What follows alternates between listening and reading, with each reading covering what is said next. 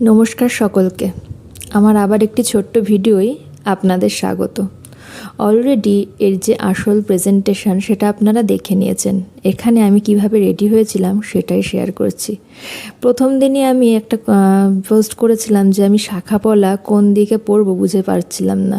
এই ভিডিওতেও আপনারা দেখতে পাবেন যে আমি পুরো কনফিউজ ছিলাম, মাথাটা প্রচুর কাজে লাগাচ্ছিলাম কোনটা আগে পরে, কিন্তু এটা যে আমি একবার শুনে নেব বা একবার দেখে নেব সেটা আমার মাথায় তখন আসেনি।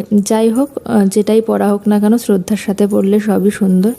তারপর আমি চোখে কাজল পরেছি হাত দিয়ে, কারণ আমি বাঙালি যে টাচটা, তখনকার দিনে তো আর এরকম সুন্দর কাজল পাওয়া যেত না, তখন প্রদীপের আলো জমিয়েই কাজল তৈরি হতো, আর ঠোঁটেও লিপস্টিক হতো না। আমি শুনেছি আমার দিদা মাদের কাছে যে সিঁদুর পরার পর হাতটা যে লাল থাকতো সেটাই ঠোঁটে ঘষা হতো। তো আমিও সেরকমই কিছু চেষ্টা করেছি, একদমই সিম্পল যেমন ওনারা থাকতেন তেমন করতে। তারপর আমি চুলটা বিনুনি করে নিচ্ছি। চুলটা যে আমি খুব ভালো একদমই বাঁধতে পারি না, ভালো তো দূরের কথা। যাই হোক, একটু বড় হওয়ার দরুন চুলটা বিনুনি করে আমি একটু পুরোনো দিনের সেই বেনি বাঁধা যে খোপাগুলো হয় সেগুলো চেষ্টা করেছিলাম, কিন্তু আমি হওয়ার দরুন অবশ্যই সেইটা পারিনি, অত ধৈর্য কুলায়নি, এবং তারপর হাত থেকে এই দিক থেকে চুল বেরিয়ে যাচ্ছে, ওই দিক থেকে চুল বেরিয়ে যাচ্ছে। তারপর দেখলাম না, হবে না, আর মুরগির মতো ঝুঁটিও বেরিয়ে রয়েছে।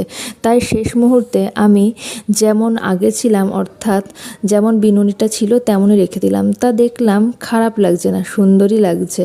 আর এর মধ্যে আমার ঘাম তো প্রচুর, জানেনি।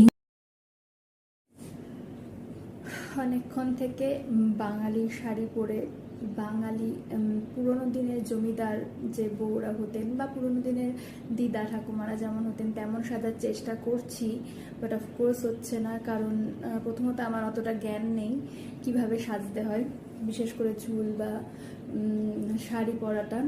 আর দ্বিতীয়ত অনেক জুয়েলারিও কম আছে, যদিও তখনকার দিনে সিম্পলিসিটিটাই সব থেকে বড় জুয়েলারি ছিল। তো আমি জানি না আপনাদের কেমন লাগবে ভিডিওটা। আর তার মধ্যে হচ্ছে প্রচণ্ড গরম, এখন আমি ছাদে গিয়েও শ্যুট করতে পারবো না, রুমেই রয়েছি। আপনারা তো ভালোবাসবেন আমি জানি, এইটুকু ভরসা আপনাদের উপর আছে। আমি চেষ্টা করছি আপনাদেরকে ভালো কিছু উপহার দেওয়ার, হয়তো পারছি না, তাও আপনারা পাশে থাকবেন।